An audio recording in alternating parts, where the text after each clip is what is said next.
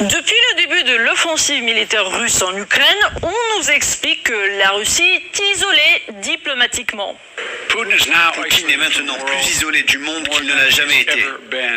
Du côté de la France, on prédit également le pire. Effectivement, comment survivre sans l'Occident ?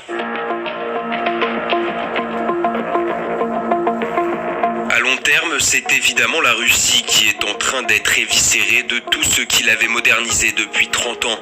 Des investissements étrangers, des transferts de technologie, du savoir-faire occidental, des cerveaux russes qui partent. Parce que oui, des investissements, il y en a qu'en provenance de l'Occident. Le savoir-faire et les technologies n'existent qu'à l'Ouest. Le reste du monde vit encore à l'âge de pierre. Le but des sanctions, comme John Bolton l'a fait remarquer il y a quelques jours, c'est vraiment un changement de régime. C'est le mécanisme des coups d'État. Et nous avons progressivement été témoins au cours des dernières décennies de ces sanctions qui ne fonctionnent pas du tout, qui sont contre-productives. Car non seulement la Russie et l'Iran, mais aussi le Venezuela, Cuba et la Corée du Nord ont continué à se développer. Et ce développement a été possible grâce à des relations bilatérales et multilatérales solides avec d'autres pays. Non seulement ceux qui souffrent des sanctions, mais aussi ceux qui sont contre le FMI, la Banque mondiale et l'hégémonie des États-Unis et de l'OTAN dans le monde. Ils ont tyrannisé les autres au cours des dernières décennies et les autres l'ont dit, mais personne n'a écouté. Et maintenant, alors qu'ils commencent à forger un nouveau monde, tout le monde pleure et panique. Mais ils l'ont dit. On se souvient des paroles de Poutine à Munich. On se souvient de toutes ces différentes conférences internationales. C'est ce qui s'est passé. C'est donc la naissance d'un nouvel ordre mondial et en fait, je suis très heureux de le voir. Oui, d'ailleurs, ce reste du monde est en train d'accélérer ces processus d'intégration. Les BRICS, le Brésil, la Russie, l'Inde, la Chine et l'Afrique du Sud se préparent à un élargissement de l'organisation. L'Argentine et l'Iran ont déposé des demandes d'adhésion. Et l'Égypte, la Turquie et l'Arabie Saoudite pourraient leur emboîter le pas. Quel scandale!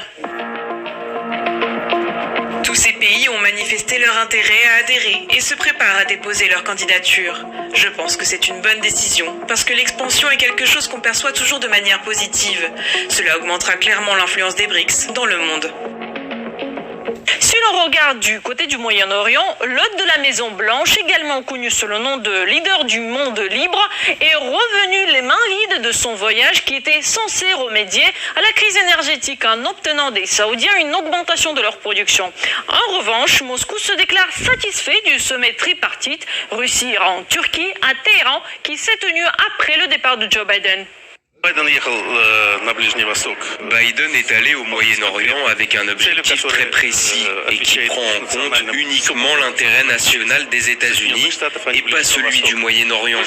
Or, nous organisons ce sommet en essayant de résoudre les problèmes de la région, en nous fondant sur les intérêts nationaux des pays où ces problèmes existent.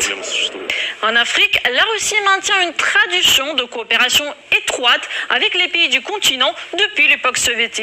Et combien d'autres, le ministre russe des Affaires étrangères sait que l'Afrique est le continent d'avenir, le principal réservoir de croissance de la planète. Nous ne leur avons jamais dit ne sois pas ami avec l'Amérique, ne sois pas ami avec quelqu'un d'autre. On leur a pas fait la leçon. On ne leur a jamais fait de leçon et nous ne le faisons pas.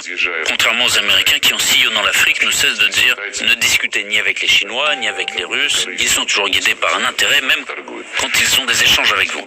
Le monde, dans la tête des dirigeants à l'Ouest, a une fâcheuse tendance à se limiter aux États-Unis et à l'Union européenne. L'Asie, l'Afrique et l'Amérique latine ne semblent pas compter à leurs yeux. Si l'Occident avait dans l'idée de prétendre encore incarner le monde dans sa globalité, il faudrait qu'il sache qu'il aura désormais affaire à une réalité tout à fait nouvelle et que le réel finit toujours par s'imposer. Le FMI qui en tout cas ces dernières heures a rendu un rapport qui montre que la Russie est peut-être moins touchée que ne l'espéraient les Occidentaux par les sanctions qui ont été mises en place ces dernières semaines et ces derniers mois. Donc c'est le FMI qui le dit. Pourquoi ? Alors est-ce que c'est merci les prix du gaz et du pétrole par exemple ? Merci encore une fois, on en revient aux amis, la Chine ou même les Indiens.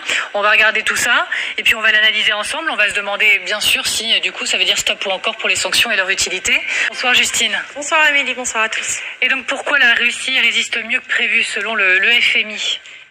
Pourquoi cette révision à la hausse? Eh bien, le premier paramètre, c'est le nerf de la guerre pour les Russes, c'est leurs exportations de pétrole et de gaz.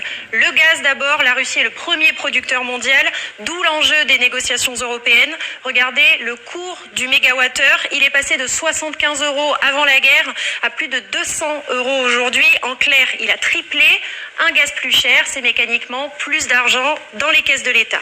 Le pétrole, ensuite, depuis le début de la guerre, le prix du baril de Brent a doublé. Vous l'aurez compris, un pétrole plus cher, c'est mécaniquement plus d'argent dans les caisses de l'État. Et d'ailleurs, en jouant sur ces coupures de gaz, la Russie s'est privée de beaucoup d'argent, mais le pétrole a clairement compensé parce que d'habitude, les hydrocarbures représentent 35% des recettes du budget de la Russie. Et en avril, c'était 65%. Autre paramètre, le deuxième selon le FMI, c'est la demande intérieure. Oui, les Russes aussi consomment plus que prévu. La demande intérieure fait également preuve d'une certaine résilience face à la maîtrise de l'effet des sanctions sur le secteur financier intérieur et à un affaiblissement du marché du travail plus faible que prévu. Les Russes continuent de consommer. Ça peut s'expliquer notamment par les mesures de soutien qui ont été décidées par le Kremlin, en particulier l'augmentation de 10% des pensions de retraite et des salaires les plus faibles. Le dernier paramètre, eh bien, c'est la fébrilité des sanctions. Malgré les 7 paquets de sanctions, on l'a vu, les effets sont assez limités sur l'énergie et sur la consommation des Russes. Des sanctions qui sont toujours discutées et très critiquées au sein de l'Union. Pas assez offensives pour les autres, trop offensives pour d'autres, notamment pour la Hongrie de Viktor Orban. Au-delà du soutien économique dans le pays, la Russie, on l'a dit et on va le répéter, a des soutiens en dehors de ses frontières, des alliés internationaux, et ça compte. Oui, 2 gros alliés, la Chine de Xi Jinping et l'Inde de Narendra Modi.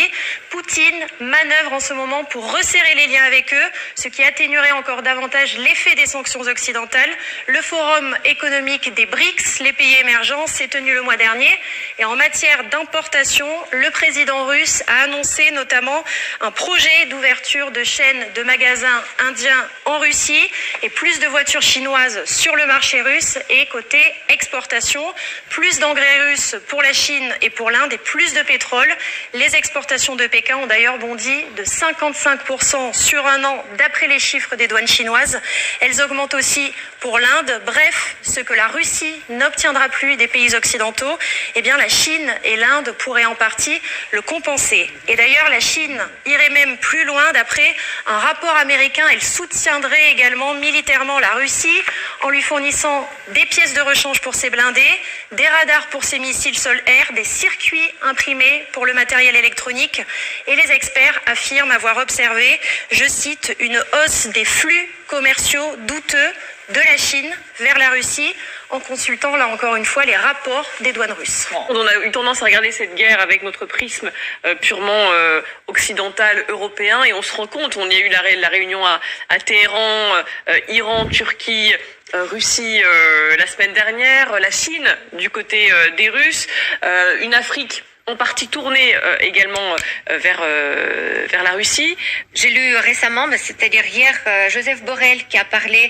chef de la diplomatie européenne. Oui, qui a parlé justement, elle dit quand Lavrov va en Afrique pour parler des problèmes africains et accuser l'Europe et les sanctions européennes dans ces problèmes économiques africains, il dit tout le monde...